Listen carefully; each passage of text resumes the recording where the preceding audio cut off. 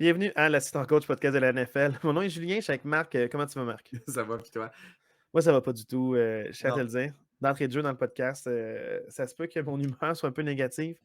Pas juste à cause de la fatigue, là, c'est vraiment que j'ai eu une grosse blessure de sport. Et Oui, là, je c'est vrai. comprends tous les joueurs de football qui se blessent cette année. Voilà. J'ai joué au badminton avec des amis et ma cheville a reviré sur un coup gagnant. C'était 7 Au à moins, 4. Je au frappe moins. mon cou. Puis là, mon partner s'élève, se retourne pour me voir. Il ne me voit pas. Je suis par terre agonisant.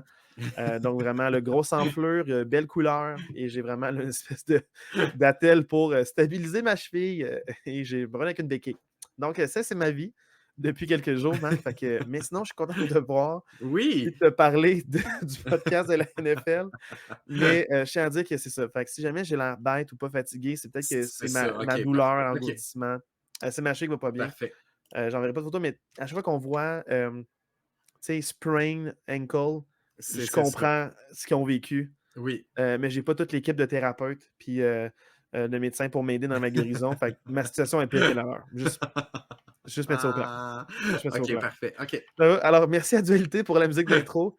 Et c'est ça, Marc. Donc, plug nos réseaux sociaux. Vas-y bien. Oui, donc l'Assistant Coach Podcast sur Facebook, ceux qui veulent nous suivre. Sinon, l'Assistant Coach Podcast à commercialgmail.com si vous voulez nous écrire. Sinon, notre YouTube, qu'on met nos podcasts en vidéo depuis maintenant quelques semaines, si vous voulez y aller, l'Assistant Coach sur YouTube pour voir nos belles faces et nos beaux fonds d'écran. Tout à fait. Ouais. Et qu'on se fond un peu, parce qu'on n'a pas vraiment de fond d'écran stable. Fait que des choses Non, c'est ça. apparaissent. Là, Mais dans le fond, là, commençons sans plus tarder là, les revues de la semaine. Et là, pour une fois, on enregistre le mardi, donc on a tous les matchs de la semaine. Ouais. On ne l'a pas prévu, mais on va peut-être faire le topo sur les 2 double headers de lundi dernier. Comme Ah oui, OK, on n'était ouais. pas. Ouais, On va en parler là, tout à l'heure. Comme parfait. on n'était pas dans le fond, là, dans le podcast, on n'en a pas parlé, on va Oui, en c'est parler un vrai. petit peu. Ouais. On avait oublié la semaine passée le match du lundi. On avait peut-être de D'avant, ouais. retour là-dessi, C'est mais on vrai. va en faire un, là, juste pourquoi Parfait. pas. Rapidement, ouais. Dans le fond, parlons tout d'abord de match en Ouais. premier lieu. Donc, même si c'était pas même si c'était la semaine et demie plus tard, Oui. là, on va quand même parler des matchs de lundi après ça. Mhm. D'abord, le match est le plus important. Puis je suis extrêmement content d'avoir choisi ce match-là. Je pense qu'on Ah aura oui. beaucoup à dire. Oui. Sur les deux équipes, on aura beaucoup à Oui. dire. Et aussi, petite parenthèse, les Cowboys, c'est avec les Eagles, c'est les deux équipes cette semaine qui ont perdu leur match, mais se sont qualifiés pour les playoffs en Oui, perdant quand même. parce qu'ils sont dans vraiment une association très Conférence. Ouais, compétitive, c'est ça, voilà. cette conférence de la NFC qui est très compétitive. Donc, ils ont perdu leur match et se sont qualifiés cette semaine. N'ayons pas peur des mots. Donc, c'était ma petite aparté. Mais les Cowboys rencontraient les Bills. Les Cowboys, dans le fond, qui venaient de mener leur division et par le fait même arriver deuxième au classement général de la NFC. On se demandait est-ce que ça allait être tenable contre des Bills qui jouent depuis 4 semaines un must-win à chaque semaine. À chaque Ils ont semaine, gagné ouais. certains matchs, ils en ont perdu d'autres. C'est toujours des défaites crève-cœur. Je pense qu'ils sont 3-1 à leurs 4 derniers matchs, mais depuis un mois, ils sont en mode série. Eux, ils ne Ouais, peuvent plus perdre. Ils c'est partent de ça. loin. Et là, ils se sont dit, on a une chance de se classer, mais on contrôle notre destinée si on gagne tous les matchs. Même encore là, ils ne sont pas en wildcard, mais ils jouent comme une équipe de playoff rodée en ce moment. C'est exceptionnel le football qu'ils sont en train de jouer. Et on voulait savoir contre les Cowboys qui venaient d'éclater leurs différents opposants, qui étaient les Eagles la semaine passée. Qu'est-ce que ça allait faire la semaine d'après? Les Cowboys, fiers d'une énorme victoire contre les rivaux de division, on se demandait est-ce qu'ils allaient pouvoir suivre le rythme contre les Bills qui jouent de l'excellent football depuis un mois. Donc, c'est le match qu'on voulait voir. Et normalement, on prend des matchs qui se jouent à la toute fin, qui vont en prolongation depuis le début. Mais là, un blowout, bien en règle. Et les Bills l'emportent 31-10 contre les Cowboys. Marc, comment ça s'est passé ce match-là? Ben, premièrement, faut dire que le score, tu sais, il y a des fois des scores qui reflètent pas tu sais, le score ne reflète pas le match, mais ce score-là, pour moi, ne reflète Oh. même pas à quel point les Bills ont torché les Cowboys dans ce match-là. Comme Les 31 Bills à 10. ou James Cook? Oui, ben, exact, c'est là que je m'en allais. Ouais. Mais à quel point les Bills ont marché sur les Cowboys dans ce match-là. Je trouve que 31-10, c'est même trop serré pour la façon que ça s'est fait. Donc, les Bills ont pris rapidement les devants sur un toucher de Latavius Murray. C'est lui qui a eu le toucher. Je pense que c'est une course de 1 ou 2 verges. C'est dommage parce que c'est James Cook qui a vraiment tout fait sur cette séquence-là, mais ils ont décidé de donner la course à la zone début de Latavius Murray qui donnait les devants 7-0 aux Bills. Pénalité super coûteuse des Cowboys sur la deuxième séquence à l'attaque des Bills sur un roughing de kicker alors que les Bills dégageaient le ballon. Roughing de kicker qui donne une autre chance aux Bills. Et suite à la pénalité, James Cook marque le toucher, porte la marque à 14-0. Aubrey, la recrue, le botteur recrue des Cowboys qui n'a raté aucun field goal cette année, porte la marque à 14-3. Suite à ça, on se dit peut-être un match, peut-être les Cowboys vont revenir tranquillement, mais visiblement non. Touché de Allen sur une faux filet du score à la fin là, de la première mi-temps, c'était 21-3 à ce moment-là. Au retour de la mi-temps, donc les Cowboys font rien encore, les Bills reprennent le ballon. Puis ça a donné un field goal 24-3, mais je veux quand même mentionner que James Cook, sur le jeu juste avant, avait un toucher facile, une petite passe dans les mains qu'il a comme jonglé avec. Il y avait un walk-in là, pour Mais il a jonglé toucher. avec, juste pour donner une idée, en courant sur 6 verges. Ouais, oui, c'est Il ça. marche comme horizontalement au terrain, fait Ouais, qu'il avançait pas, mais en allant vers les lignes de côté, genre 4 fois, il a touché ouais, à la balle, puis il a vraiment jonglé en courant, il a essayé de prendre le contrôle, mais c'est ça comme n'a si, pas. il pensait déjà au toucher, il a pas Exact. sécurisé l'attraper, Mhm. puis il a jonglé. Une chance, il s'est pas blessé parce que ça aurait pu être un comme il allait plus lentement, mais essayer de contrôler la balle, le plaqué aurait pu être violent, Ouais. mais non, le gars l'a juste poussé à l'extérieur, fait que c'est Ouais, quand c'est même il ça. s'est bien contrôlé. Ouais. Mais j'avais peur pour James Cook à ce moment-là, parce que je suis comme c'est le Oui, genre de moment-ish que tu qui dis: peut se «J'espère que faire ça va blesser. pas Ouais. mal finir». Ouais, ouais, Mais ouais. c'est quand même, c'est pas ça qui a changé l'issue du Non, match, non, disons, non, là. ben non, exact. Ça a donné un placement, c'était 24-3. Puis au début du quatrième quart, ben, Cook a marqué un autre touché, son deuxième du match. C'était 31-3. Donc après ça, tout le reste du quatrième quart, les Bills ont reposé leur partant. Donc Josh Allen a pu jouer, Cook a pu jouer.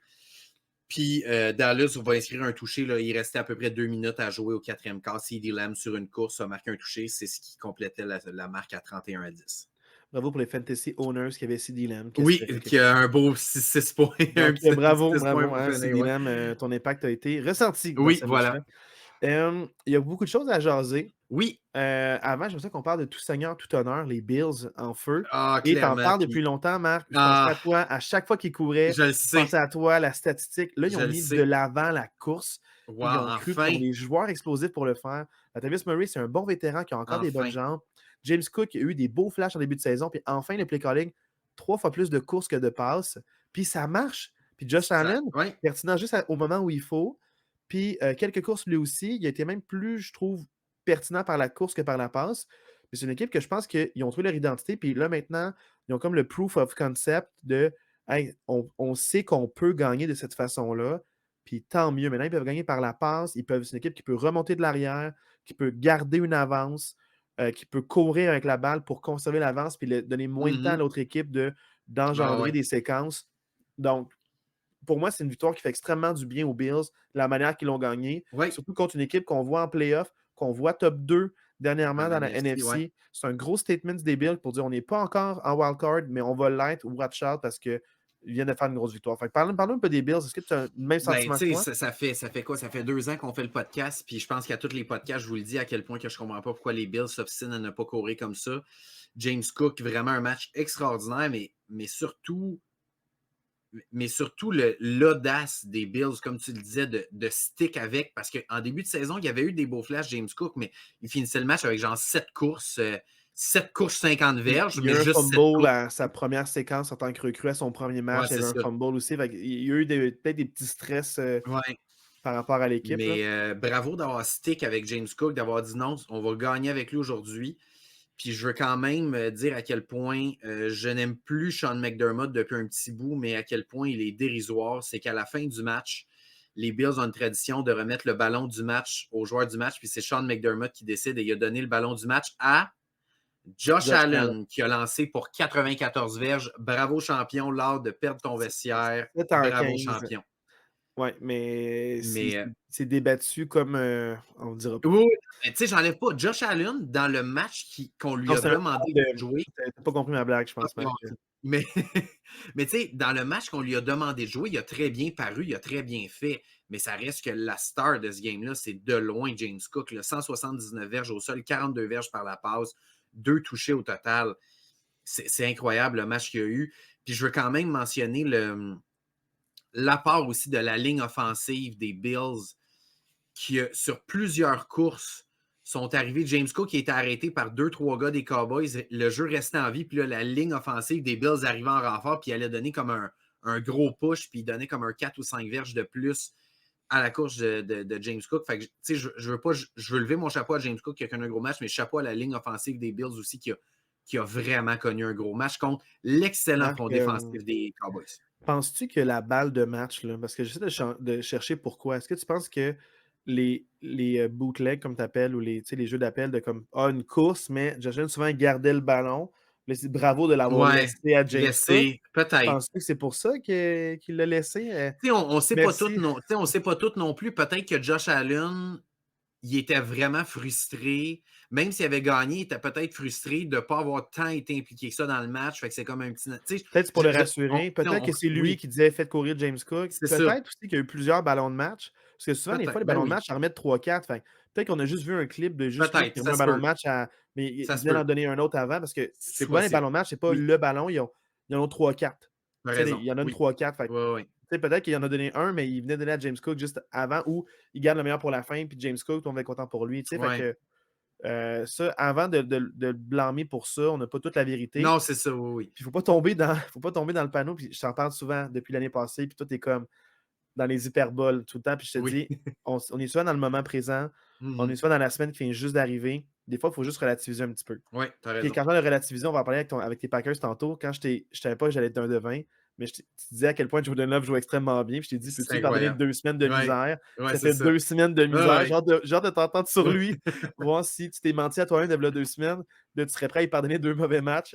Fait que, tu sais, des fois, faut pas être pris trop dans le Oui. moment présent. Il Mhm. faut garder ça sur un plus grande Oui, tu as envergure. raison. Puis la stabilité, c'est la chose la plus importante. Fait que Je veux quand. McDermott, parce qu'il est là depuis longtemps, Oui. il faudrait qu'il reste parce que ça prend la stabilité dans ce vestiaire-là. Oui, oui, oui, clairement, oui, oui. Mais je veux juste mentionner que le match a rapidement euh, viré de bord, là, dans le sens que les Cowboys rapidement ont plus eu de chance dans ce match-là. Ouais. Mais je ne veux pas qu'on oublie qu'il y a eu 3 pénalités super coûteuses des Cowboys qui ont, sans dire ont coûté le match, parce que tu ne peux pas dire que c'est 3 pénalités qui coûtent le match, mais qui ont complètement coupé le rythme des Cowboys en début de match.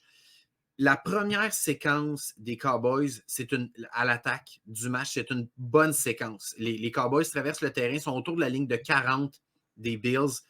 Pollard, je pense, sur un 3e et 4, va chercher le premier jeu sur une course de 4 ou 5 verges. Puis, ce jeu-là, il est enlevé, il est revenu, on perd 10 verges pour un holding. Donc, on a comme brisé la première bonne séquence là-dessus. Ensuite de ça, on donne le ballon aux Bills. La défensive arrête les Bills. Les Bills dégagent, je l'ai dit tantôt, pénalité pour roughing de kicker. Super mauvaise pénalité. D'habitude, les gars en unité spéciale, ils plongent au pied du botteur pour essayer de bloquer le pun. Mais là, il a comme sauté dans les airs. J'ai comme pas trop compris le move du gars. Je comprends pas trop pourquoi il a fait ça. Mais il est rentré direct dans le botteur sans toucher au ballon. Fait que ça a donné 15 heures. Puis ça a donné une autre séquence aux Bills. Puis la séquence d'après à l'attaque des Bills, les Bills sont en 2e et 19. C'est une passe ratée de Josh Allen. C'est une passe trop haute. Le receveur, il est dans les airs, rate complètement le ballon. Puis le joueur défensif des Cowboys, aucune raison de faire ça, arrive dans le dos, un plaqué dans le dos, coûte 15 verges, donc il redonne un autre premier jeu aux Bills. Puis je trouve que ces 3 Penses-tu que c'est très pénalités-là, vicieux puis c'est évitable comme plaqué? c'est pas vicieux, mais c'est clairement évitable. Parce qu'il voulait clairement le blesser. Oui, mais c'était pas à la tête. Moi, je trouve que Non, mais en vicieux. tout cas, on en Mais, parlera mais tantôt. pour Hein. moi, ce plaqué-là a aucunement rapport. Puis ils ont bien fait de pénaliser. Fait que pour moi, ces 3 pénalités-là ont vraiment coupé les jambes des Cowboys en début de match. Est-ce que les Cowboys auraient gagné le match si on n'avait pas eu ces 3 pénalités-là? Peut-être pas, mais j'ai l'impression qu'on aurait quand même eu un match plus serré. J'ai l'impression que ça a vraiment Ouais, mais comme Marc, donné le ton au match, puis hey, qu'après ça, les Cowboys ils étaient trop tard. Là. moi, j'ai le sentiment que les Cowboys sont arrivés peut-être un peu hautains. Ils avaient été tellement Ça se dominants peut la semaine aussi. d'avant. Ils venaient de gagner contre C'est les Eagles. possible. C'était un peu leur Super Bowl, c'est leur statement. Ouais. j'ai senti qu'ils n'ont pas senti autant d'implication. Ils arrivent dans le froid de Buffalo aussi. Il ne fait pas si froid, il peut faire plus froid à ce temps-ci de l'année. Il fait quand même plus froid qu'à Dallas, mettons. Fait, Oui, oui. moi, j'ai le sentiment que dans le froid, c'est plus dur plaquer. Tous les analystes, puis les sportifs, puis les anciens joueurs disent ça. C'est comme c'est plus dur sur le corps. Fait que c'est comme si Buffalo a joué le match qui était devant eux. Puis rapidement, ils ont laissé aller, mais la def, c'est quand même tenu. Ce que je veux dire par là, c'est que je Oui. comprends que tu as laissé comme plus de 200 verges par la course au collectif des Bills, mais c'est que malgré le junkyard, les Bills ont fait juste 31 points. Puis on a vu des scores pas possibles, genre comme les Raiders avec 64 Oh, points contre les Chargers. 70 points, Dolphins, C'est 70 points les Dolphins. Fait que je sens que malgré tout, la défensive a quand même ralenti, mais n'a pas été capable d'arrêter. ouais. La défensive a quand même juste accordé 31 points. Je trouve que c'est positif que les Bills en ont déjà mis 40 aux Dolphins il y a quelques semaines quand ils devaient gagner contre les Dolphins. Fait que, je sens que les Bills ont le potentiel de mettre beaucoup plus de points. Tant mieux si McDermott a appris de ses erreurs, puis repose ses partants, puis oublie ses statistiques. Tu n'as pas rien de tes stats à ce temps-ci de l'année. Enfin, dans le fond, le match n'est pas compétitif. Faire reposer tout le monde. Fait que c'est ça qu'il faut. Oui, Fait que, absolument. moi, au final, je trouve ça positif pour les Bills. Puis pour les Cowboys, je sens que c'est pardonnable. Puis dans la NFC, ils vont jouer dans les zones chaudes. Là.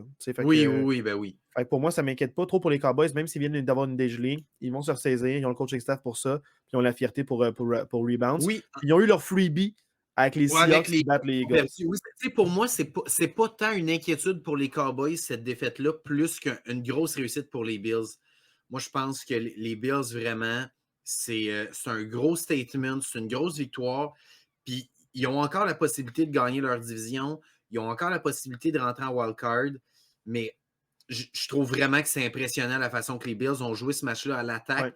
J'espère vraiment qu'ils ont pris des notes et qu'ils se sont dit, si on est capable de battre l'excellence des Cowboys en courant comme ça, ben on peut battre n'importe qui en courant comme ça, puis on n'a pas à tout mettre sur les épaules de Josh Allen. Fait que j'espère vraiment qu'ils vont garder cette mentalité-là d'ici la fin de la saison et même des éliminatoires. Ouais, brûle pas son bras, brûle pas sa course non plus. Il n'est pas obligé d'être super Puis saiyan tout le Allen temps. va juste être encore plus efficace si le jeu au sol est vraiment une menace. C'est ça. Moi, je pense que c'est assez parlé de ce match-là Ouais. parce que comme il y a eu beaucoup de Oui, c'est junkyard, ça. junk Oui, play, oui. on va pas être dans Non, l'hyperbole non plus pas avec pareil. genre le James Cook, c'est le Non, nouveau. non. On va comme c'est un très beau match. Oui, c'est ça. Mais dans le fond, on va voir la stabilité. Ouais. Je veux qu'on parle la semaine passée parce que les matchs du lundi nous ont donné vraiment deux belles surprises. Oui. Ouais. Deux belles surprises. Première grosse surprise, c'est les Titans qui l'emportent 28-27. Je ne sais toujours pas comment ils ont fait les deux touchés dans les 4 dernières minutes. Ouais, je sais. Je ne comprends pas, mais ils l'ont fait. Ouais. Ils sont allés pour 2 points puis ils l'ont eu. Mike Vrabel niaise pas avec le puck. Ouais. Bravo, c'est un match serré. C'est fou. Et je pensais que le match était hors de portée parce que c'est le match que j'ai écouté après. J'ai laissé écouter tes Packers contre Giants. Ouais, c'est ça. Enfin, j'ai écouté ce match-là, puis je me rappelle que le match était hors de portée pour les Titans. Mais à la fin, puck, ils marquent 2 touchés, ils emportent 28-27. J'étais comme, wow, gros statement win. Ça les mettait encore un petit peu en vie. On en parlera après ça, suite à cette semaine, mais ça faisait qu'ils étaient quand même dans l'espoir avec 5 et 8 de pouvoir continuer vers de meilleurs horizons. Ouais. Packers contre Giants, et Giants l'emportent 24-22 avec un Jordan Love qui paraît extrêmement mal. Ouais. Ben, oui, puis mais tu sais, on en reparle. Je ne sais pas si on en a parlé tout de suite ou dans le match de cette semaine, mais pour moi, plus que Jordan là, c'est plus la défensive des Packers, je trouve, qui paraît mal dans ce match-là. Contre les Giants contre les Giants, de donner 28 points aux Giants, tu n'es pas supposé de donner 28 points aux Giants. Mais attends, Marc, les Giants, c'est les Giants qui ont, je te l'ai dit tout le temps, les Giants ont une excellente défensive, ils sont capables de faire des arrêts quand il faut. Oui. Mais c'est que le changement de corps arrière a quand même aidé. Tu sais, on parlait souvent de l'ancien corps arrière. Oui, mais je veux dire, je pense que le nouveau, Tommy DeVito, Tommy DeVito, il est bon par la passe, il est capable de faire. C'est un bon gérant de match. Puis il peut courir un peu aussi, ce que peut-être l'autre, à cause de ses chevilles brisées, j'oublie son nom parce que l'avenir est. Daniel Jones. C'est certain. Daniel Jones, hein. Oui. Ça, en fait, l'avenir de lui, de tous ses descendants, est assuré. Mais son avenir comme corps arrière des Giants l'est peut-être moins. Gros contrat. Puis c'est l'année des recrues. Hein. Tous les gros contrats là, servent à rien en ce moment. Ouais. Mais tu sais, je le sais qu'il y a beaucoup de hate sur Jordan Love dans les 2 dernières semaines, mais très franchement, avant le match de la semaine passée, tu m'aurais dit, hey, les Packers vont mettre 24 points sur le tableau contre les Giants. Je t'aurais dit, c'est sûr qu'ils gagnent le match. Puis je pense que la majorité des joueurs auraient dit la même chose, auraient dit, hey, si on est capable de mettre 24 points sur le tableau contre les Giants. Mais 22, whatever, là, mais en tout cas, ouais. si on est capable de mettre en haut de 20 points sur le tableau contre les Giants, on a une bonne chance de gagner le match. Et pour moi, c'est pas Jordan Love le problème. Autant dans le match contre les Giants, autant dans le match contre les Buccaneers, c'est pas Jordan Love le problème. C'est la défensive qui n'a pas fait le travail. Puis encore une fois, les unités spéciales qui sont catastrophiques. Dans le match de lundi passé, encore un miss field goal, un miss extra point. Les unités spéciales, j'ai l'impression que ça fait 15 ans les Packers. Là. Mais encore une fois, je ne veux pas qu'on mette trop de hate sur Jordan Love parce que j'ai pas tant l'impression que ces 2 défaites-là, c'est tant sa faute. En fait, je comprends. Bon, on verra aussi l'avenir, mettons, pour les 3 derniers matchs, mais c'est sûr qu'à 6 et 8 maintenant, ça va être très difficile. En fait, à 6 et 8, et surtout avec toutes les autres équipes qui ont gagné. Les Seahawks ont gagné, les Buccaneers ont gagné, les Saints ont gagné. On en parlera. Les Rams ont gagné, on en parlera, mais c'est surtout ça. C'est pas tant ouais. le 6 et 8, c'est vraiment que toutes les autres ont gagné. Là, dans le fond, parlons des autres matchs que j'ai vus et que tu as vus. Ouais. On n'a pas vu les mêmes matchs. Moi, j'ai vu Chargers Raiders. On disait, écoutez pas ça. Mais quand j'ai vu la DG des Chargers, je jubilais. J'ai écouté jusqu'à la fin. Max, je capotais. C'était beau, là. Je riais. Mais dans le fond, c'est ça. C'est une équipe qui give up. Puis les Chargers ne sont pas tant bons défensivement. Fait que c'est sûr que dès qu'ils give up, les Raiders jouaient mou, des petites passes pièges vraiment molles. Puis tout marchait. Tout marchait. Je pense que leur 7 premières séquences, c'était un touché. Puis ils ont 2 touchés défensifs à la fin. Quand l'attaque essaie de plus rien faire, la défensive va marquer 2 touchés. Un pick six, puis genre un force fumble recouvert pour un touché. Fait que dans le fond, c'était vraiment historique, c'était super beau. Moi, j'ai adoré voir ça. Puis c'était divertissant, mais pas pour les bonnes raisons. Ça ne veut pas dire que les Raiders, c'est une bonne équipe. Ils sont encore ils sont à 6 et 8 encore, ils sont loin de faire les playoffs. Mais c'était un match qui était beaucoup plus divertissant que je pensais qu'elle allait l'être. Mais comme je te dis, pas pour les bonnes raisons. Non, c'est ça.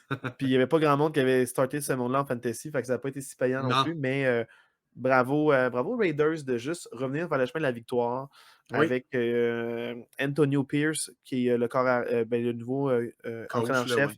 Il dit corps arrière. Le nouvel entraîneur-chef que j'aime bien, il a une bonne attitude, peut-être ses épaules. Fait que je suis content pour lui, pour peut-être lui donner une chance de ne pas juste être par intérim, mais de garder le poste l'an prochain, de partir sur des bonnes bases. Là. Fait que je pense qu'il est respecté par le locker room. Fait que, très bonne victoire pour les Raiders. Victoire historique pour leur franchise à eux. Puis je pense que ça fait du bien à tout le monde, surtout pour les Chargers qui enfin sont débarrassés. Puis là, c'est plate pour les équipes qui vont les affronter prochainement. Ils vont avoir un nouvel entraîneur-chef. Mais tant mieux pour eux, parce qu'on en parlait que c'est une catastrophe, cette équipe-là, avec tout le talent qu'il y a. Que tu gaspilles, puis tu fais rien, puis tu marques 0 points, puis tu marques des 3 points, tu gagnes 6-0 contre les Patriots, c'est dégueulasse. Puis là, juste pour me faire rager, ça fait tellement longtemps que je rage sur Staley. Je te fais une petite prédiction, là, je te mets un petit 2$ sur le coin de la table. C'est le prochain coordonnateur défensif des Packers l'année prochaine, Staley. Juste pour faire chier. Parce qu'il était coordonnateur défensif avant, puis clairement, le coordonnateur défensif des Packers ne reviendra pas l'année prochaine parce que Matt Lafleur il a déjà exprimé qu'il n'était pas content. Il va engager Staley comme coordonnateur défensif. Ça fait 5 ans qu'on sait que Staley n'est pas bon. Peux-tu arrêter de l'engager? Je le sais. Dans cette job-là? Je le sais. Tu sais, genre, ailleurs, soit assistant coach offensif, mais coordonnateur offensif, non. Il va être coordonnateur défensif. Parce qu'avant des coachs en chef... J'ai dit offensif, j'ai dit défensif, excuse-moi. Mais la défensive des Chargers est pourrie, même s'ils ont plein de gros noms. Fait que clairement... Là, toi, tu as vu samedi 13h, les Vikings sont les Bengals. Ouais, j'ai vu ça. Les Bengals l'emportent 27-24 en prolongation. Ouais, vraiment honnêtement, grosse victoire des Bengals. Mais j'ai vraiment vu le match au complet. Puis les Vikings, j'ai vraiment l'impression que c'est eux qui ont perdu le match plus que c'est les Bengals qui l'ont gagné. Ils menaient combien à un moment? À un moment donné, ils menaient 17-3 après 3 quarts. OK? Puis même s'ils menaient 17-3, Mullins s'est fait pick 2 fois dans la red zone en première demi. Fait que tu sais, mettons qu'il ne fait aucun toucher sur leurs 2 possessions dans le red zone, ils font juste 2 field goals, ça aurait pu être 23-3 après 3 quarts. Fait que tu sais, j'ai vraiment l'impression que c'est... Tu sais, puis c'est pas 2 picks que tu dis « Oh, wow, c'est un jeu de fou. » C'est vraiment 2 jeux mauvais de Mullins. Ouais, c'est ça. 2 jeux mauvais de Mullins qui n'auraient jamais dû... Le premier, c'est une mauvaise passe, puis le 2, c'est comme sur un sac du corps, il a essayé de se débarrasser du ballon, il aurait juste dû garder le ballon, il n'aurait pas dû se débarrasser du ballon, puis le ballon est tombé dans les bras du joueur défensif. Mais... Puis si dans Red Zone, prendre le sac, ça ne t'enlève pas du field goal. Non, c'est ça reste que tu vas quand même faire 3 points. C'est pour ça que je dis, mettons même pas 2 touchés, faisons juste mettre 2 field goals dans ces 2 interceptions-là. Ça fait que ça aurait été 23-3 après 3 quarts. Puis je pense pas que les Bengals ils seraient revenus dans le match à 23-3 après 3 quarts. Fait que c'est ça. Fait que bravo Bengals qui, malgré tout, avec plusieurs blessés, tu sais, c'est pas le. Burrow n'est pas là. Le Jamar Chase s'est blessé dans ce match-là. Il n'a pas fini le match. Il va manquer des matchs. Bravo Bengals. Il était quoi? 1-5, 1-4. Je me souviens même plus, il était combien les Bengals? C'était comme une catastrophe. C'était vraiment un début de saison catastrophique. Là, tu perds Burrow, puis tu es à 8-6. Moi, je lève vraiment mon chapeau à la résilience de cette équipe-là. Mais ça demeure pas moins que dans ce match-là, j'ai vraiment plus aimé les Vikings que les Bengals. J'ai beaucoup aimé Chandler, j'ai beaucoup aimé Addison, qui ont bien paru pour les Vikings dans ce match-là. Heureusement que T. Higgins, après la blessure de Chase, s'est levé avec 2 touchés, dont le dernier en fin de temps réglementaire, là, où il est vraiment Ce jeu-là est revenu. malade. Ce jeu-là, il est fou. Il Il était comme milieu de la zone de but quand le ballon a été lancé. Il revient pour la balle, il attaque la balle, il attend pas qu'elle arrive. C'est ça qu'il faut Parce que faire. c'était une interception. Si Higgins ne revenait pas, c'est direct des mains du joueur défensif. Higgins, il est revenu, il est sorti de la zone de but, pogne le ballon dans les airs, s'étire le bras. Les 2 pieds au sol, ça s'étire pour le toucher. C'est un jeu fou, ça, T. Higgins. Bravo, T. Higgins. Ça a vraiment fait la différence. Bravo. Mais tu sais, dans le fond, c'est ça, c'est qu'on peut peut-être pas trop analyser ça, mais tu sais, les Vikings, là, si on parle juste de eux, tu sais, je pense que c'est ça que le corps arrière qui est Kirk Cousins qui n'est pas là fait encore plus mal, je pense. Oui. Tu sais, fait que c'est là que tu vois que s'il y avait vraiment leur corps, pas juste t'es à un quart de. Si tu avais ton corps partant, tu serais dominant parce que tout le monde aurait mangé autour de toi. Dans la NFC, là, il serait clairement le 6e seed derrière les Eagles ou les Cowboys, là, peu importe lequel des deux wildcards. Ouais. Et probablement qu'il chaufferait les Lions pour le sommet de la division, je pense. Les Lions ont choqué dernièrement. Oui, exact, c'est ça. Fait que, dommage pour eux. Là, je vais parler d'un match que j'ai vu, mais pas au complet, parce qu'il y a un moment où au moment où Mitch Trubisky a lancé en triple couverture une passe molle fermé la télé vers Pickens, j'ai fermé la télévision, j'ai pas rouvert, puis j'ai bien fait. Oui, t'as bien fait. J'ai bien fait. J'ai bien fait. Même si c'était 13-3, je pensais pas aux Steelers comme compétitif. Il y avait beaucoup de mismatch, il y avait beaucoup d'occasions manquées. On va se le dire, là, sur le toucher de Warren, il aurait pu marquer un toucher juste avant si George Pickens avait bloqué un receveur de passe. T'as-tu vu ce qu'il a dit? Non. Pour ce non-bloc-là? Ouais. Il a fait une quote, il a sorti ça, c'était du génie. Il dit quoi? Il dit ce bloc-là, si je bloquais ça, c'était un bloc dangereux, puis j'avais des trop grands risques de me blesser, fait que j'ai pas fait. C'est pour ça que j'ai pas bloqué. Bloc dangereux? Le gars, il te regarde pas. Je le sais, mais c'est ça qu'il a dit comme explication, c'est ça qu'il a donné. Non, bloc dangereux, ta gueule. Là, tu laisses Warren seul comme 3 joueurs. Tu aurais pu faire un bloc clé, puis marquer un toucher direct, puis les gens t'auraient félicité. Non, quel étron. Mais c'est parce que c'est ça l'affaire, c'est qu'il faudrait. J'ai l'impression que ça arrive souvent à Pittsburgh, des gars un peu selfish. Le problème, Marc, c'est que la culture des Steelers est quand même bonne. Fait que Mike Tomlin, puis c'est ça que je me suis rendu compte, c'est écouter des analystes beaucoup parler de George Pickens, c'était un problème connu au college, c'est pour ça qu'il a droppé très bas. Mais c'est comme si Pittsburgh se dit hey, on va prendre une chance. Il est talentueux, mais il va pouvoir rentrer dans notre moule. Pour Antonio Brown, c'est pas ça qui s'est passé. C'est plus les commotions, parce qu'il n'était pas du tout comme ça avant. Même chose aussi pour Le'Veon Bell, c'est un peu, c'est différent, mais je sens que c'est des gars qui ont un gros ego, qu'on le savait, puis dans le fond, Claypool, c'était la même affaire, c'était connu au college aussi.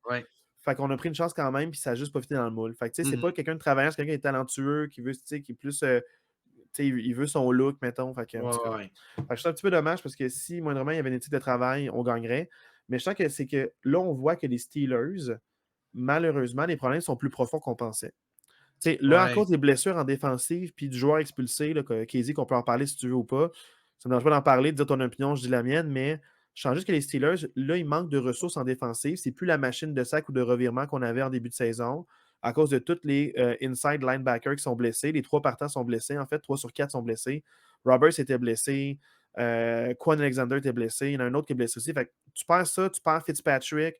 Là, tu sais, Highsmith puis TJ Watt, commotion, clearée dernière minute. Ils sont-ils vraiment à 100%? Ouais, c'est ça. Fait que, tu sais, ultimement, la défensive n'est pas aussi élite qu'avant. Elle est bien amochée. Tes safety, t'en as plus beaucoup.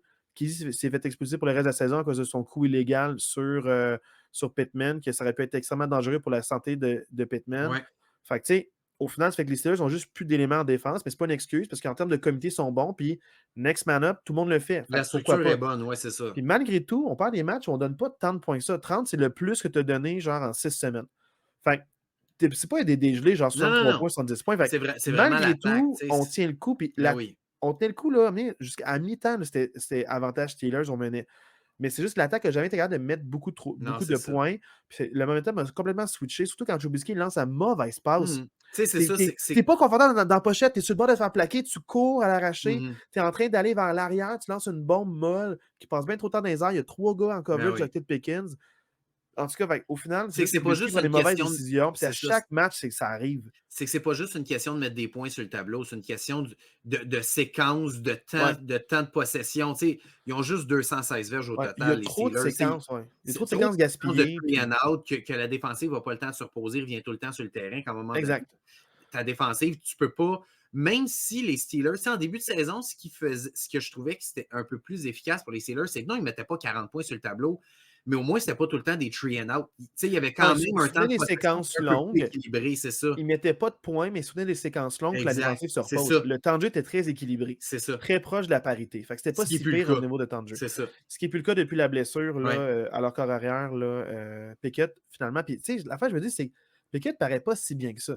Mais quand tu regardes comment Trubisky paraît, tu te rends compte que Pickett, il fait des bijoux là, avec ce qu'il a. Oui, clairement. Fait que c'est sûr que changer un commentaire en milieu de saison, ça ne corrige pas tout. Ton schéma de jeu, le livre de jeu reste là. Il reste fondamentalement quelque chose à replacer. On est en transition. Ça fait 2 ans seulement depuis que Ben Roethlisberger a pris sa retraite. Fait que moi, je crois au processus. C'est pas important que les Steelers aient une fiche gagnante ou perdante. Pour moi, l'historique de Mike Tomlin en tant que coach Hall of Famer est déjà faite. 16 saisons, tu n'as jamais une saison de défaite. Tu as gagné un Non, non. Super Bowl, tu Ben t'es oui, rendu à un Super Bowl. il n'y a plus Moi, rien à prouver mais après. les rumeurs sur Tomlin, j'embarque pas là-dedans. Tu sais, c'est une machine à rumeurs que Tomlin fera bien ce qu'il veut, s'il veut rester ou pas, Ah c'est à lui de oui. décider. Puis, tu sais, c'est pas parce qu'on perd là. Et nous, les Steelers gagnaient à l'arraché. Ils étaient 6-0 dans des matchs de moins d'une possession.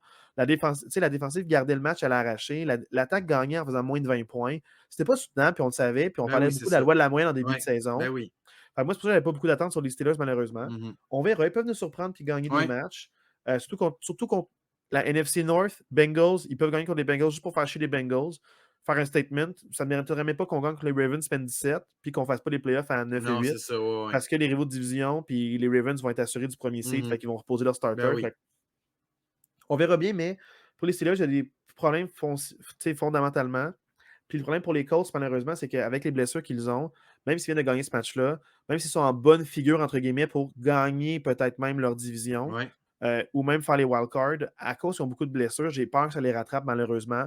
C'est un beau projet, c'est une très belle saison, malgré contre tous les Exact, c'est ça. pronostics. Ouais. C'est bravo aux Colts pour être à l'endroit où ils sont en ce moment. Vraiment. Puis là, c'est là qu'un peu, on le voit trop souvent, le nombre de blessures. Là, tu as beaucoup de backup. Minshew, il n'est pas à 100%. Pittman, tu viens de le perdre, c'était important. Tes running backs, une chance de Zach Moss parce que, il fait.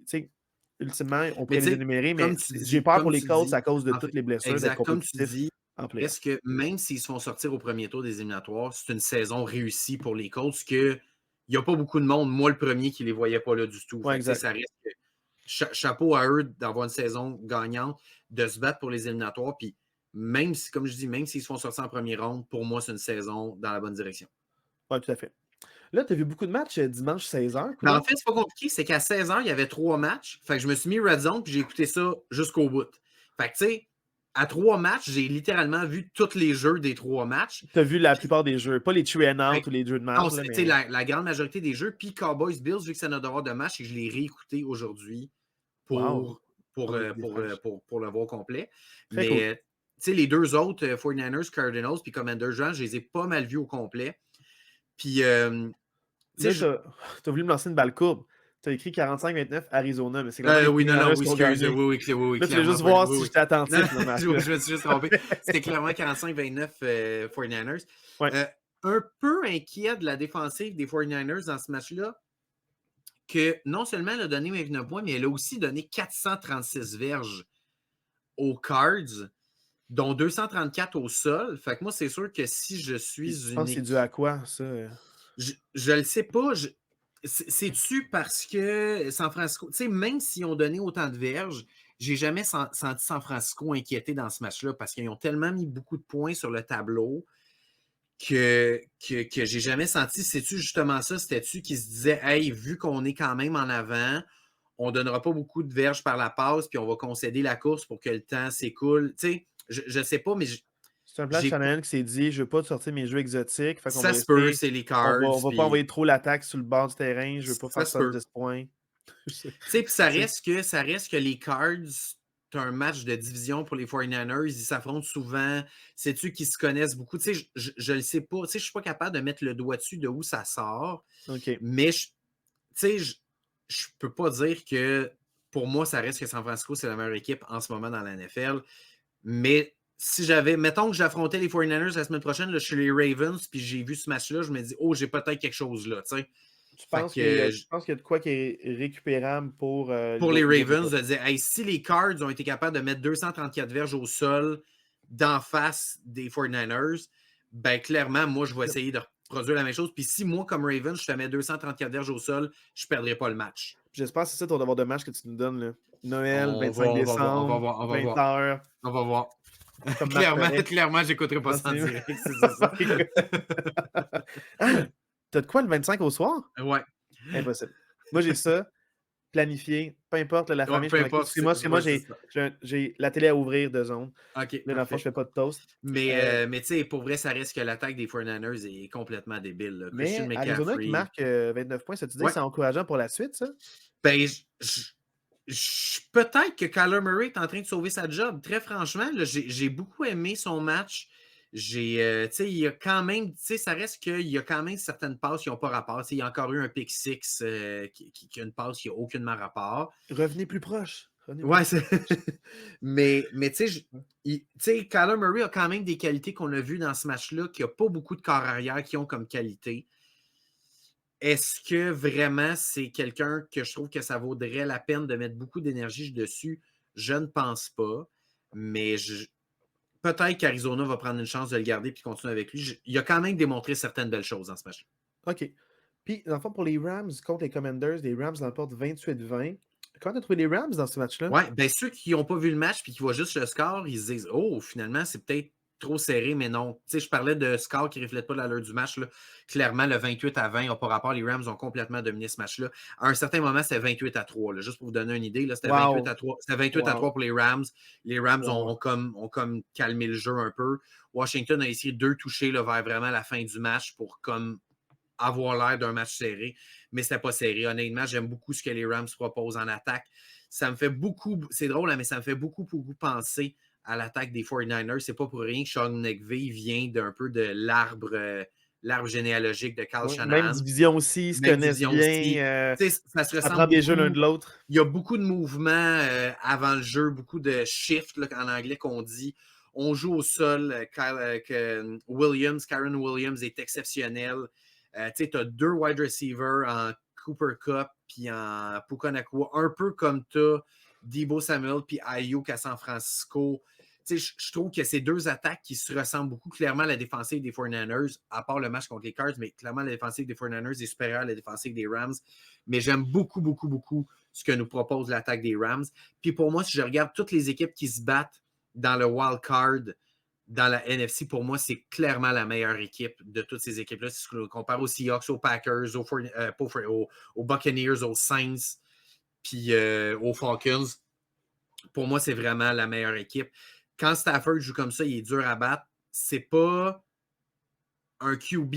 Moi, je trouve que Matthew Stafford n'est pas un QB exceptionnel parce que je trouve que trop souvent, il commet des revirements. Mais quand Matthew Stafford est capable de ne pas commettre de revirements et de prendre de bonnes décisions, c'est un excellent corps arrière dans un très bon système.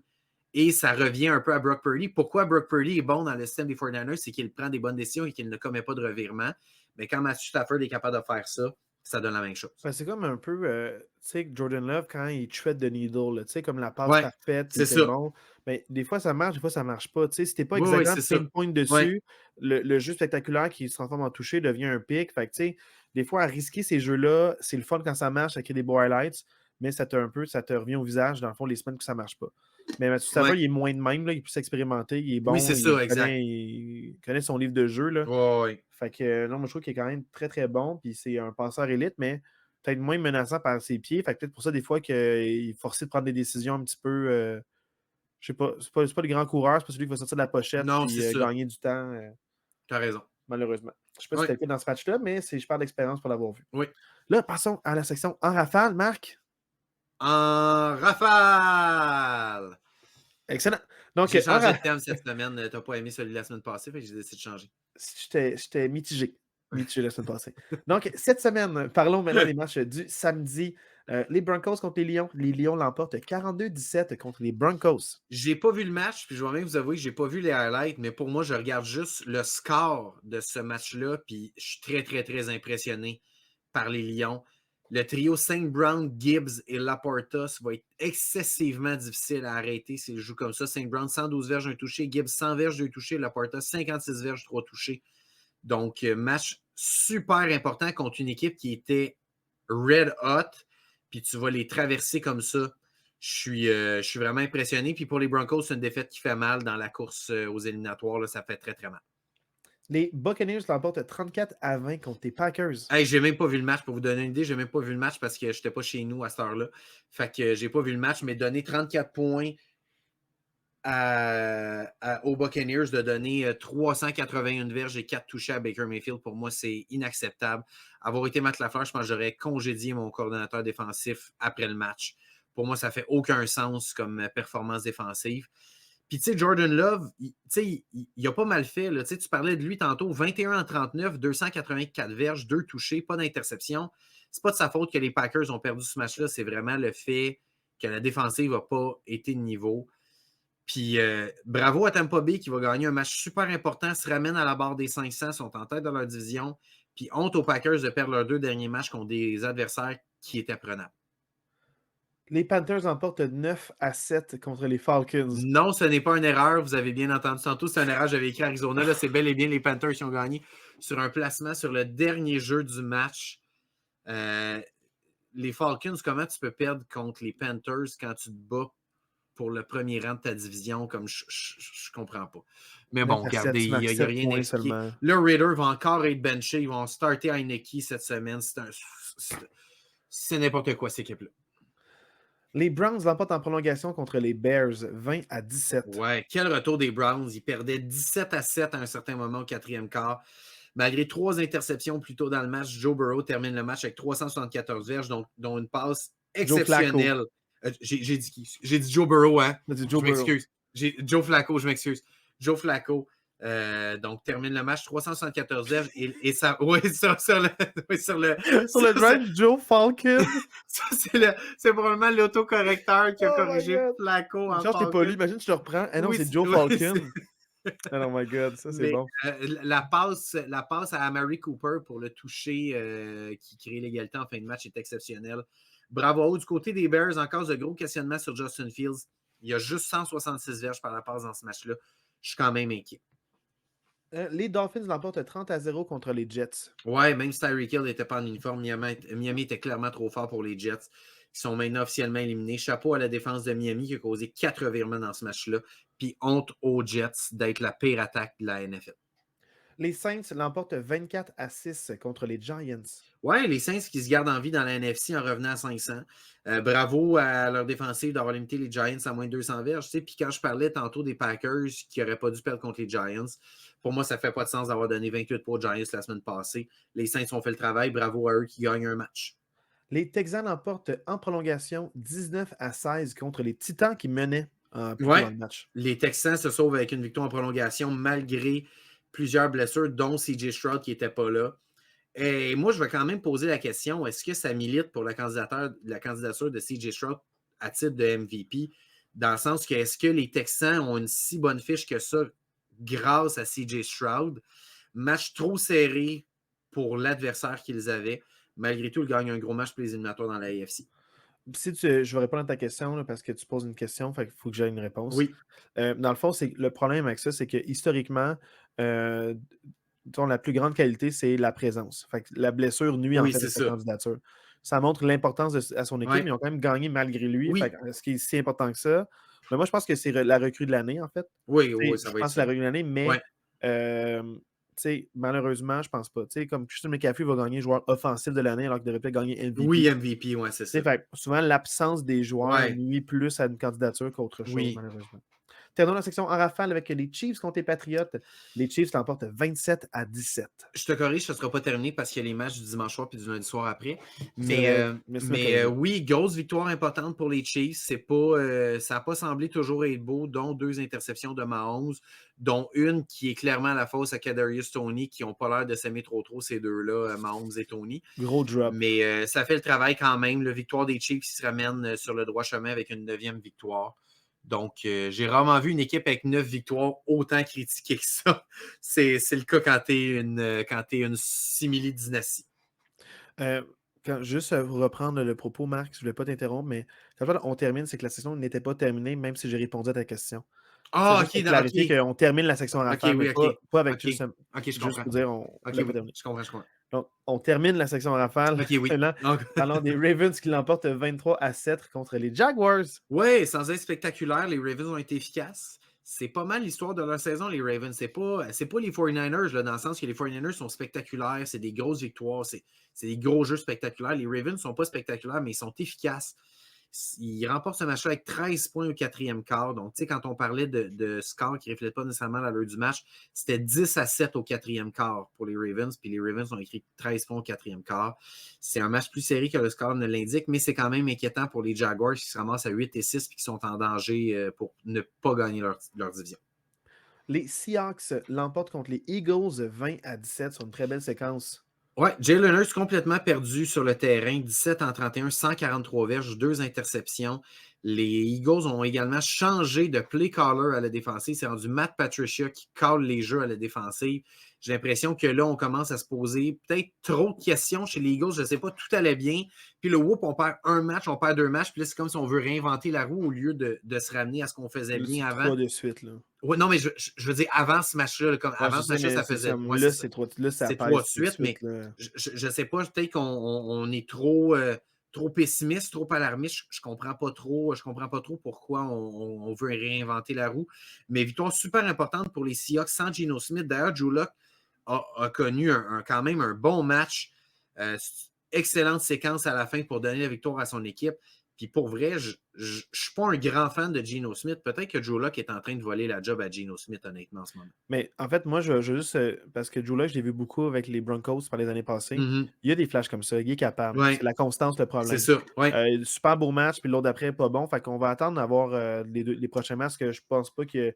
Je pense vraiment que Geno est le meilleur corps arrière. Mais ça veut pas dire qu'il n'est pas capable de délivrer la marchandise. Non, c'est ça, je comprends. Ouais. Et je vais le répéter, un backup doit être capable de gagner un match. Oui. J'aimerais que Mike Tomlin l'entende. Ouais. Un backup doit être capable de gagner un match. En fait, doit être capable de donner une chance à son équipe. De donner une chance. Oui, c'est ça, tu sais. Donner une chance à ton équipe, mais un match. Au moins gagne-en un. Oui, c'est ça. Un, je t'en demande pas deux. Je t'en demande un. Ouais.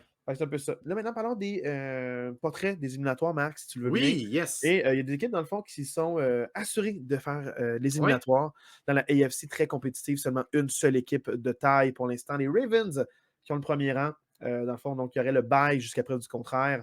Les suivants de près, les meneurs de division, les Dolphins à 10-4, les Chiefs à 9-5 et les Jaguars à 8-6 qui enchaînent les défaites. Ils pourraient être surclassés bientôt parce que dans la course, il y a les Browns, premier wildcard à 9-5, les Bengals et les Colts à 8-6 et il y a aussi les Texans à 8-6, les Bills à 8-6 qui sont sur les premiers non classés. Mm-hmm. Et dans la course, disons-le comme ça, techniquement pas encore éliminé, il y aurait les Steelers et les Broncos à 7-7. Les Raiders et les Chargers, pour moi, c'est mathématiquement impossible. À 9-8, ils vont être une question de temps. Au nombre d'équipes qu'il y a là, tu sais, les Chargers à 5 victoires, c'est sûr. Les Raiders, ça prendrait un miracle. Là. Ça va prendre beaucoup d'aide. Il faudrait que plein d'équipes perdent au bon moment. Même si tu gagnes tes 3 derniers matchs puis tu finis à 9-8, comme on disait dans les derniers podcasts, je vois difficilement une équipe en éliminatoire avec moins de 10 victoires dans la AFC. Là. Même, il y a probablement une équipe qui va avoir 10 victoires qui ne participera pas aux éliminatoires dans la AFC. Exactement. Donc, pour moi, c'est mathématiquement pas impossible, mais c'est fortement improbable. Pour moi, ça n'arrivera pas. Si ça arrive, je fais un podcast en chest. Là, maintenant, parlons de... surtout dans la AFC, j'aimerais ça qu'on parle de la AFC South avec les Jaguars, les Colts et les Texans à 8-6. Et ce qui est particulier, c'est que les 3 équipes sont 8-6. Il y en a un qui est meneur de division. Il y en a un qui est dans les wildcards et il y en a un qui est non classé. C'est quand même Je trouve fou, ça hein? C'est fou. exceptionnel. Ça se joue à pas grand-chose si tu es C'est dedans. incroyable. Tu reçois un match si tu es meneur de division en éliminatoire. Tu en reçois un. Puis Puis avec la quelqu'un même fiche, les Ouais, Texans sont troisième. ouais. Hey, on le voyait pas, cette course-là. C'est quoi tes appréhensions pour les matchs qui suivent? Mettons, quelle équipe tu penses qui a le petit edge là, pour peut-être gagner la division? Ben, en fait, tu sais, je regarde un peu les. Tu sais, je regarde un peu les match-ups. Les Jaguars ont clairement le reste de cédule le plus facile. Tu sais, d'ici la fin de l'année, les Jaguars jouent Buccaneers, Panthers et Titans. Les Buccaneers sont quand même sur une Titans popée. et Buccaneers, c'est pas si facile que ça. Je comprends, mais tu sais, si on compare les Colts, tu sais, les Colts jouent les. Ben, quoi que les Falcons, c'est pas. Tu sais, c'est Pas quand mieux, même un là. match facile. Mais tu sais, pour moi, les Panthers, c'est plus facile que les Falcons. Mais après ça, tu as les Raiders et tu as les Texans. Les Texans et les Colts s'affrontent la dernière semaine. Fait que ça se peut que ce soit un win and in puis un lose and out, là, ce match-là. Wow. Fait que tu sais, les Raiders ou les Buccaneers, laquelle des deux équipes est la plus facile des deux à affronter? Est-ce que c'est les Raiders ou c'est les Buccaneers? Ce Je serait le les sais pas. Bucks les plus difficiles, je te dirais. Puis, tu sais, les Texans affrontent les Colts la dernière semaine, ils affrontent les Titans, puis ils affrontent les Browns. Fait que, tu sais, pour moi, la cédule la plus difficile, c'est probablement les Texans d'ici la fin de la saison parce que tu affrontes les Colts et les Browns. Puis les Titans, qui même s'ils sont éliminés, c'est pas nécessairement une victoire assurée. Ah Les non, ils jouent Titans. bien. Puis C'est ça, les ouais. Titans, ils veulent faire du trouble. C'est une équipe qui joue très, Exact. très, Fait que, très, tu sais, avec beaucoup de fierté. si j'avais à mettre un petit 2, je dirais peut-être que les Texans ont la cédule la plus difficile, mais je trouve que les Jaguars jouent tellement pas bien ces temps-ci que j'ai de la difficulté à leur donner le edge. Moi, ce qui m'encourage pour les Colts et les Texans, c'est qu'ils jouent bien malgré les blessures. Ouais. Tandis que les Jaguars ne sont pas tant blessés, à Non. part Kirk, il s'est passé quelque chose en fin de semaine. Là. Mais à part, tu sais, les Jaguars ne sont pas supposés être aussi mauvais que ça. Non, Tu es c'est supposé ça. être en train d'être Ouais. en une fiche de 10-4 puis de Exact. cruise Ouais. vers les playoffs. Puis tu perds beaucoup de matchs que tu ne devrais pas perdre. Puis tu ne gagnes pas de manière si convaincante quand tu Non. gagnes. Fait, au final, je me questionne beaucoup sur les Jaguars. Si c'est une équipe si compétitive que ça, malheureusement.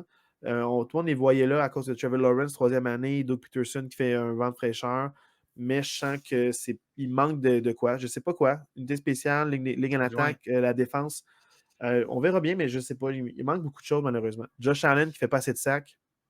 C'est peut-être. Josh Allen, je voulais juste parce que c'est ça que je connais. Ouais. Top 5 dans les meneurs de sacs, Josh Allen. Tu as des sacs, tu produis des choses défensivement. Fait que je ne comprends pas pourquoi ils perdent autant. Puis, tu sais, ça reste qu'à 8 et 6, là, tu sais, tu as les Texans, mais tu as les Bills aussi. Tu sais, qu'il ne faut pas oublier que les Bills, de la façon qu'ils jouent depuis quelques semaines, faut pas les tasser de l'équation. Comme tu disais, ils sont 3-1 leurs 4 derniers matchs. Les Bills, leur seule défaite, c'est contre les Eagles. Ils ont perdu 37-34 sur un match ultra serré.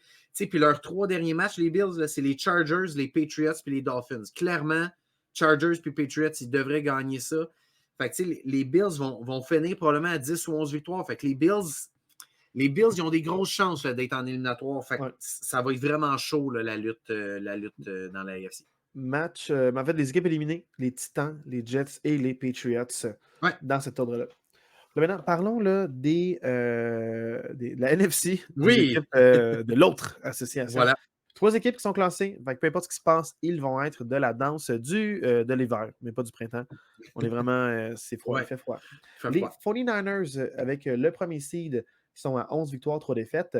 Les Cowboys et les Eagles, qui sont à 10-4 chacune, mais les Cowboys sont 2e meneur de division et les Eagles sont 5e derrière les Cowboys avec la même fiche. Ça, c'est excitant.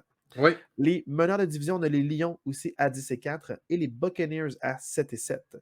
Dans le fond, c'est sûr que là, classé en ce moment, il y a aussi les Vikings et les Rams, mais c'est extrêmement chaud. Vikings et Rams sont à 7-7 et il y a les Seahawks et les Saints qui sont aussi à 7-7.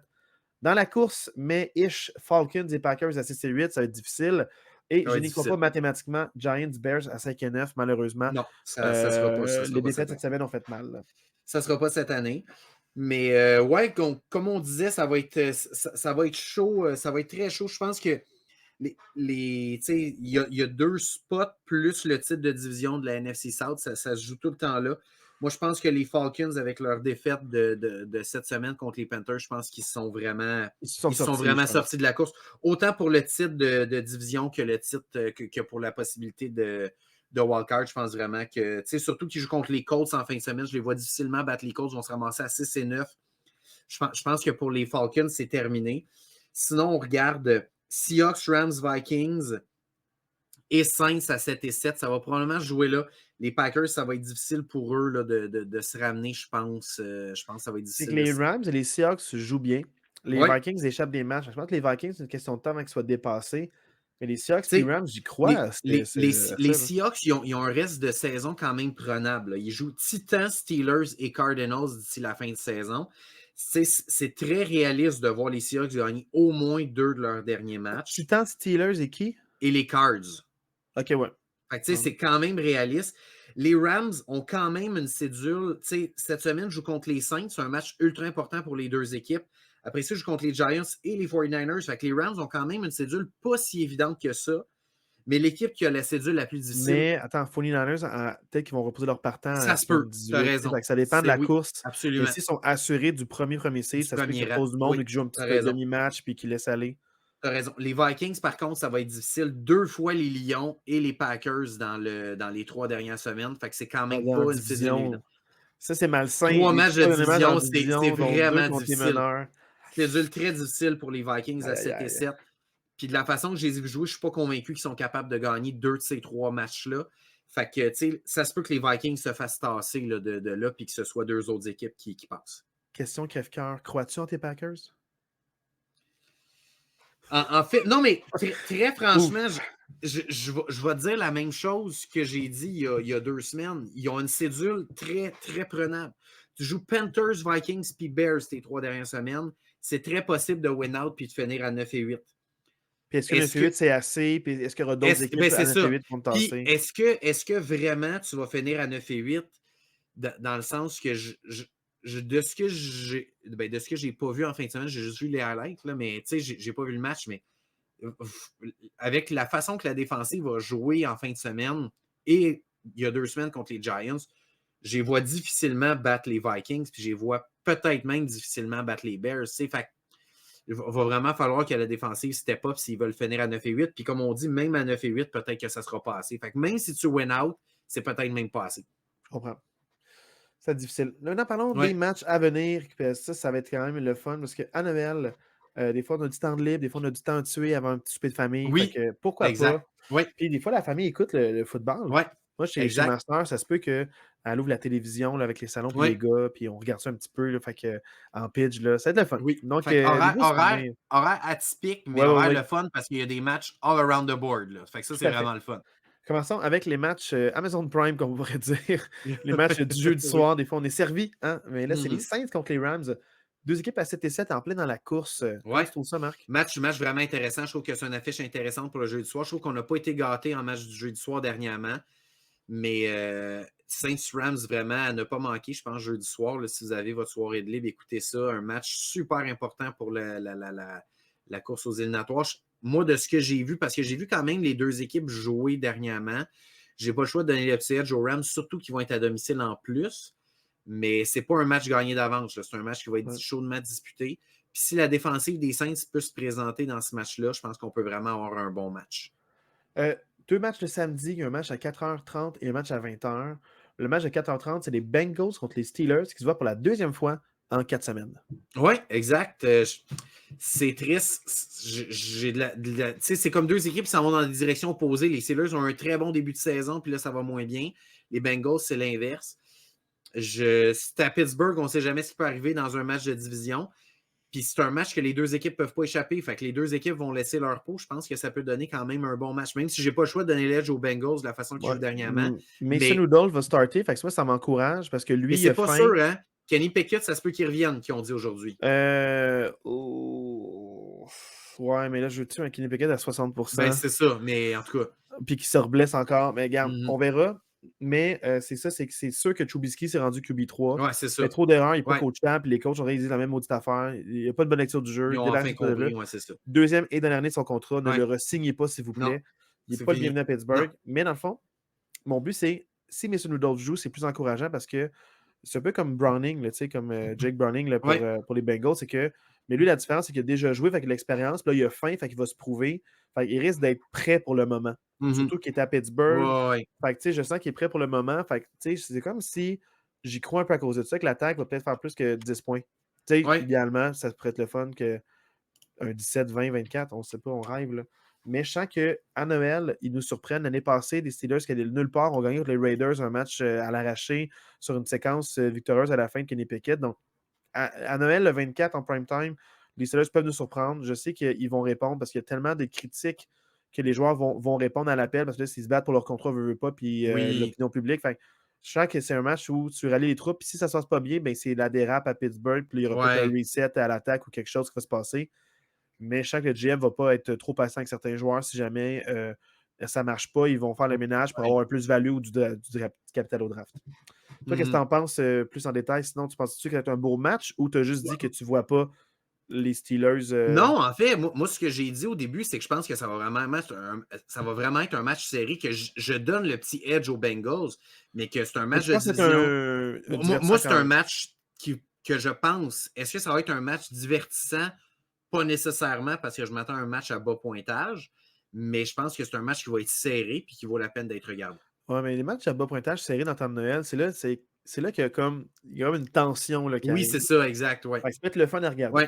Ouais. Samedi 20h, les Bills contre les Chargers. Est-ce qu'il y a un petit électrochoc de la part des Chargers avec À le voir, climat? à voir. On ne sait jamais, tu sais, cette année, toutes les équipes que leur coach a été congédié ont un électrochoc dans les premiers matchs. Fait que peut-être ils vont être à domicile. Est-ce qu'ils vont être capables de créer quelque chose? Je ne le sais pas. Je les vois mal compétitionner contre les Bills qui sont en pleine ascension.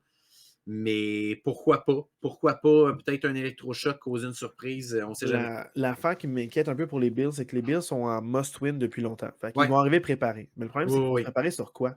Ouais, Ils c'est vont ça. voir des matchs de déroute complet. Fait qu'ils vont être comme, OK, mais comment on se prépare Ouais. contre la déroute? Ils n'ont pas de footage de qualité contre l'attaque nécessairement.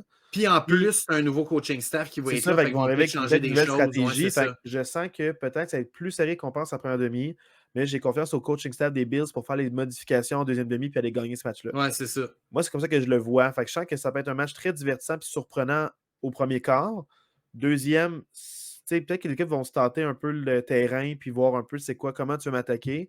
Fait peut-être que ça va être un petit peu frileux au début du match puis ça va débloquer après. Fait que moi, j'ai hâte de voir ça.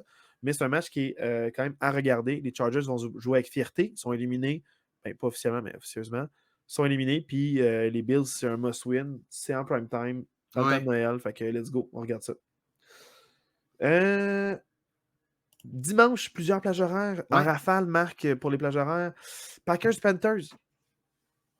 C'était mieux de ne pas échapper ça, s'il vous plaît, quelqu'un. Colts-Falcons. Ben, quand on en parlait un peu tantôt, que je pense que les Falcons, avec leur défaite contre les Panthers, je pense que c'est pas mal. Ils ont tiré la plug. Là, fait que moi, je pense que les Colts qui sont en bonne posture, je pense pas qu'ils vont l'échapper. Ouais. Browns-Texans. Ah, quel match intéressant. Ça c'est vraiment. Je suis très curieux de voir ce match-là. J'ai très, très hâte de voir ce match-là. Puis j'hésite, ça va peut-être être notre devoir de match. Mais vraiment un match très, très intéressant pour la course aux éliminatoires. Lyon-Vikings. Ouais, ben un match de division. Les Vikings sont en éliminatoire. Si les Vikings win out puis que les Lions perdent d'ici la fin de la saison, les Vikings gagnent la division. Fait qu'il y a peut-être un petit enjeu là. Je m'attends quand même que les Lions, avec le réveil qu'ils ont eu contre les Broncos cette semaine, je pense pas qu'ils l'échappent, mais je pense que ça vaut quand même la peine de garder un œil là-dessus. Commanders-Jets. On passe. Seahawks-Titans. On passe Seahawks. rien à Non, dire. il n'y a Jets, rien à dire. Commanders, on dira rien. Mais Seahawks, Titan, moi, je pense que ça peut être un match serré. Comme on dit, Titan, même s'ils sont éliminés, c'est une équipe qui joue quand même bien. Ouais. C'est pas une victoire qui traîne par terre. Puis les Seahawks, même s'ils viennent de battre les Eagles, ils jouent pas si bien que ça. Fait que ça serait pas si étonnant que ça que les Titans gagnent. Donc, je Ça pense va que être un c'est beau match. Ouais, ça peut être un beau match, ouais.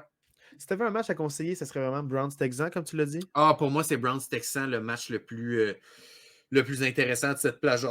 Excusez, le match de cette plage là vraiment Browns-Texans. Je pense aussi, oui. Mm-hmm. Maintenant, parlons des matchs de dimanche 16h. On a 3 matchs. Il y en a un, le troisième va être clairement plus intéressant que les autres, mais ouais. commençons dans l'autre quand même. Jaguars contre Buccaneers. Ben, tu sais, c'est deux équipes un peu qui sont dans la direction opposée. Les Buccaneers jouent mieux dernièrement. Les Jaguars, c'est plus difficile dernièrement. C'est à Tampa Bay. Mais c'est deux équipes de la Floride. Fait que j'imagine que ça va être pas mal 50-50 la foule. Je ne sais pas à quel point ça va avoir une influence. Mais ouais, je suis quand même curieux de voir ce match-là à 16h. Je trouve que c'est un match qui a beaucoup d'importance pour les deux équipes. C'est un match intéressant. Cardinals-Bears. Un match, deux équipes qui se ressemblent, honnêtement. Deux corps arrière qui se ressemblent, qui avaient beaucoup de promesses, mais qui ne délivrent pas nécessairement. Les Bears un petit peu meilleurs parce qu'ils ont une meilleure défensive, mais ça ne m'intéresse pas tant, bien franchement. Cowboys-Dolphins. Je suis un peu déçu que tu n'aies pas aimé le fait que j'aille hyper un match Cards-Bears. Mais moi, je pense que non, je pense que tu as hypé ce match-là, puis moi, je l'ai laissé aller parce que dans ma tête, c'est les demi des fantasy. Tu sais, les fantasy playoffs sont dans nos portes. Il y a beaucoup de formats que leur demi-finale commence cette semaine. Puis c'est le genre de match loufoque que ça peut te faire gagner. Oui, parce que c'est James ça. Conner marque contre les Bears, genre 2 touchés, puis il a 150 verges. J'étais comme, what the fuck? Fait que tu sais, il y a des joueurs peut-être qui ont eu une moins belle saison qui vont sortir de là avec genre 20-30 points. Puis tu te dis, ah merde, voir, j'ai pas scout. Mais c'est des matchs pièges parce que tu as des matchs d'équipes pas bonnes qui s'affrontent. Mais les joueurs étoiles de ces équipes-là vont avoir leur chiffre. La peine. Fait que, faites votre scouting. Puis ça va être des décisions crève-cœur. Puis j'espère que vous n'avez pas mis beaucoup d'argent là-dedans. Nous, on le rappelle, c'est 100% fierté. Notre fantasy s'appelle Je suis amer. Et on l'est souvent après la défaite. Donc, je j'ai battu tous les pronostics. On m'annonçait une saison de 2 victoires, 13 défaites. Et je finis avec une fiche gagnante de 7 et 6. 8 et 7. 8 et 7. 8 et 7, merci. 8 et 7. 8 et 7, merci. Tu connais plus ma fiche que moi. Tu vois l'importance que j'accorde à cette fiche-là. Mais 8 et 7, fiche gagnante, c'est tout ce que je voulais. Juste battre le fantasy prédiction, le courriel que j'ai eu après mon draft qui me prédisait une année de malheur. Teins-toi. Tintin. Voilà. Bravo. C'est dit. Maintenant, parlons des Cowboys Dolphins pour de vrai, Marc. Ouais, match vraiment intéressant. J'ai hâte de voir comment les Cowboys vont se relever après leur défaite quand même, où ils sont fait écraser contre les Bills. Hâte de voir comment ils vont se relever. Deux équipes qui sont fait écraser contre les Bills quand même. Oui, deux équipes. Les Dolphins quand même qui viennent de jouer un gros match. Là, ils ont écrasé les Jets, ils ont gagné 30-0. On le disait, c'est deux équipes un peu semblables, deux équipes qui écrasent les pas bonnes équipes, mais qui perdent contre les bonnes équipes. Fait que là, hâte de voir les deux, comment ça va se donner quand ils vont s'affronter. Mais ça reste que ces deux équipes, que même s'ils sont à 10 et 4, c'est deux équipes qui ont des gros enjeux. Là. Les Dolphins, non seulement ils ne sont pas certains de gagner leur division parce qu'il y a les Bills qui leur chauffent au cul. À 2 matchs, mais les Dolphins ont quand même encore espoir de finir premier de la AFC puis d'avoir le bye week. Fait que c'est un match ultra important. Puis c'est exactement la même chose pour les Cowboys. Les Cowboys peuvent encore espérer finir premier dans la NFC, mais ils ont les Eagles qui leur souffrent dans le coup. Fait que c'est un match avec autant d'implications pour les deux équipes.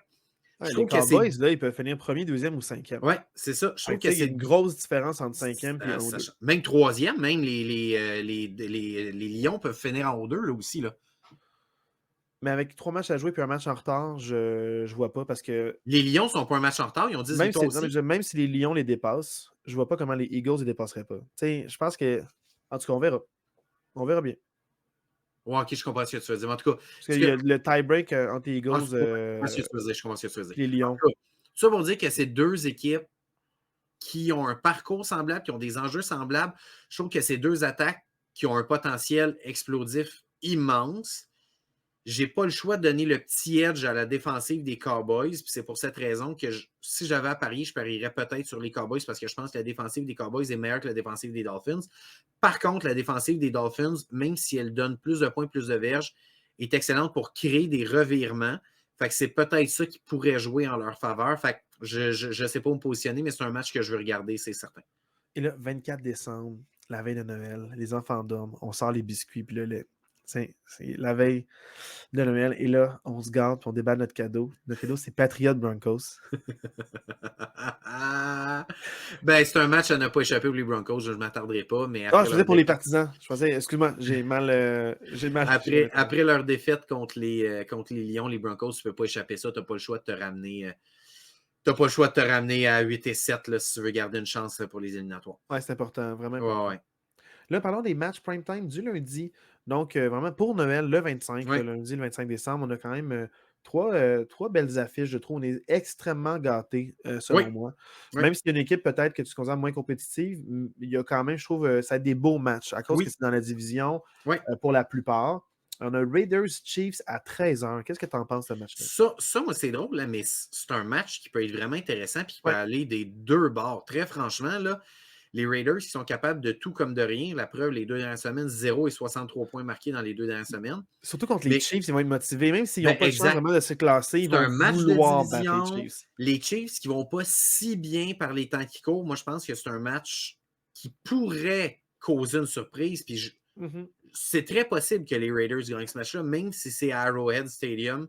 Ouais. Les Chiefs vont pas si bien, mais c'est un match que les Chiefs, tu veux gagner ce match-là. Tu veux te ramener sur le droit chemin puis construire quelque chose de positif avant les éliminatoires.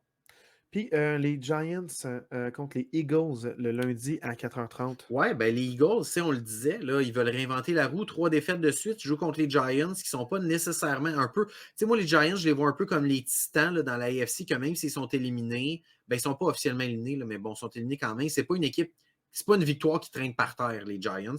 Fait que tu peux pas nécessairement les prendre à la légère. C'est un match de division. Ça peut être un tricky là, pour les Eagles. Tu veux pas l'échapper, puis tu veux pas que ce soit trop serré non plus. Tu aimerais ça dire que c'est toi qui pisses le plus loin. En vrai, c'est un match piège. Que tu arrives dans ta Ah division, ouais, contre une ouais, c'est équipe qui a une bonne piège. défensive, qui te Ouais, ouais. connaissent. Ils peuvent être motivés. Fait que, tu sais, dans le fond, les Eagles, là, c'est pas le match que tu veux pour te Non, remettre, non, mais non, ils non, vont je être suis d'accord. battle-tested. Ouais, Ils vont devoir travailler fort pour leur victoire. Puis ouais. tant mieux, c'est pour les partisans, c'est gagnant. Là, lundi soir, là, c'est comme, on dirait, le Super Bowl avant le Super Bowl. Là. C'est un match avec beaucoup d'implications au niveau du classement. Puis il y a une équipe qui va ressortir avec une défaite. J'espère que c'est pas nul que ça va arriver. Oh. Les Ravens contre les 49ers. Ouais. Waouh, waouh, waouh. Moi, j'ai bien hâte de voir ce match-là. Oui. Puis je pense que ça va être divertissant pour les bonnes raisons. Ben, moi, je pense que ça va être haut en émotion, ça va être spectaculaire, des gros jeux des deux côtés, des bonnes défensives, des bonnes attaques. Pas pour les mêmes raisons, mais je pense que pas pour les mêmes raisons. Je trouve que les Ravens, je l'ai dit tantôt, sont plus méthodiques, sont plus efficaces, sont moins spectaculaires. Les 49ers, c'est des gros jeux, c'est des jeux spectaculaires, c'est beaucoup de mouvements. J'ai hâte de voir ce que ça va donner. Je pense que c'est un match. Même si c'est le 25 au soir, manquez pas ce match-là. Regardez-le en reprise, peu importe, trouver une façon de regarder ça. C'est peut-être le match de l'année dans la NFL. Parce que moi, je pense que, c'est que avec ce match-là, les 49ers doivent avoir un plan de match pour attaquer puis contenir Lamar. Mais le problème avec Lamar, c'est que si tu l'attaques, il peut s'échapper avec ses pieds. Oui. Parce que si tu l'attaques puis tu n'es pas en mode contenir, dans le fond, si tu l'attaques, ça crée des brèches pour que lui court.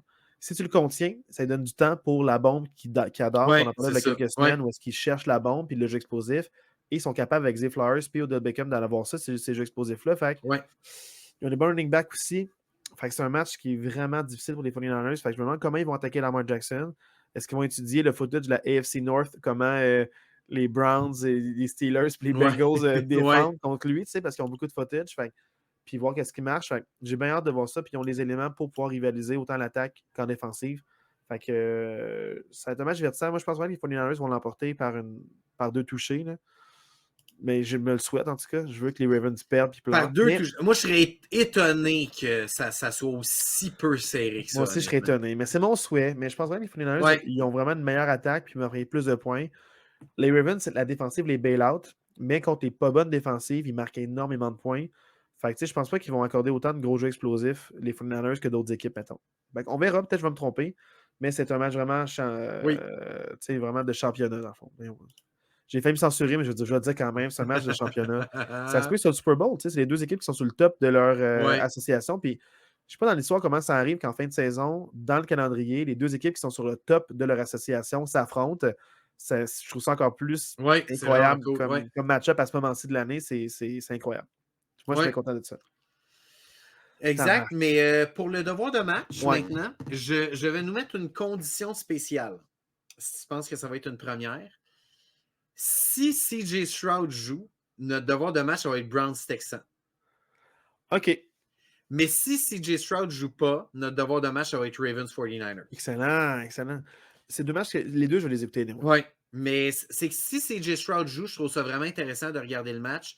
Mais je trouve que s'il ne joue pas, ça ne me tente pas tant de regarder les Texans si CJ Stroud ne joue pas, parce que j'ai l'impression que je n'aurai pas tant le vrai package deal.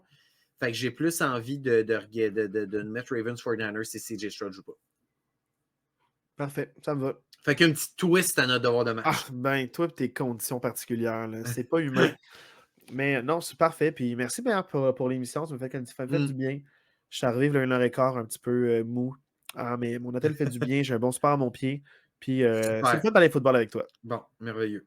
Ouais, merveilleux à toi. Donc là, passe une merveilleuse temps des fêtes. Passe un merveilleux temps des fêtes Oui, avec c'est ta vrai. Bon famille, avec temps des tes fêtes à vous amis. aussi, ouais. On va se reparler genre le 26 décembre, un petit peu poqué, manque de fatigue, manque d'énergie, je dis manque de sommeil. Ouais. Mais c'est ça, fait qu'on se revoit sûrement le 26 décembre, parler de tous ces matchs-là. Puis profitez-en, un bon temps des Yes. fêtes. Puis appelez les gens que vous aimez, que vous n'avez pas vus dans le temps des Ouais, fêtes. c'est important. Vous avez une semaine de lousse, là, vous avez du temps de libre, appelez-les, juste prendre des petites nouvelles, envoyer un petit message texte. Hey, je pense Ouais. à toi.